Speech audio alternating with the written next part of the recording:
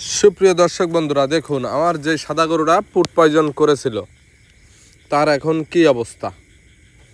রিল্যাক্সে খেয়ে দিয়ে জাগর কাটতেছে গরু, কিন্তু এখন পরিপূর্ণ সুস্থ ইনশাল্লাহ। এই দেখুন, এই পায়খানাটা সর্বশেষ পুরাতন, আর এইটা কিন্তু নতুন, দুটোই একটা গরুর। এটা আগের কিছু থেকে গেছিলো, সেইটা শেষ, আর এটা নতুন নতুন যে খাবারটা খাওয়াচ্ছি সেই খাবারের মল। তা যাই হোক, দেখুন পেট পুড়ে খেয়ে রিল্যাক্সে কিন্তু জাগর কাটতেছে। তার মানে আমার গরুটার আল্লাহর রহমতে ইনশাল্লাহ আর কোনো অসুবিধা নাই। তা শুধু একটা কথাই বলবো আপনাদের, যে ভাই এখনও সময় আছে। গরুর খামার করতে গেলে গরুর ট্রিটমেন্ট সম্বন্ধে কিছু না কিছু শিখতে হবে, আর সেটা শেখেন, কাজে দেবে ভাই।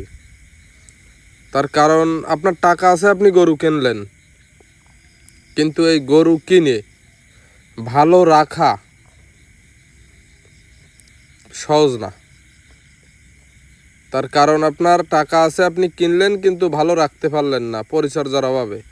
আপনার ডাক্তার আপনার বাড়ি ছাড়া 20 কিলো দূরে রয়েছে। আমার গরুটার যে অবস্থা ছিল, কোনো ডাক্তারের কাছে ফোন দেওয়ার মতো অবস্থা কিন্তু ছিল না। এই জন্য বলছি, এখনও সময় আছে, ট্রিটমেন্ট শিখুন।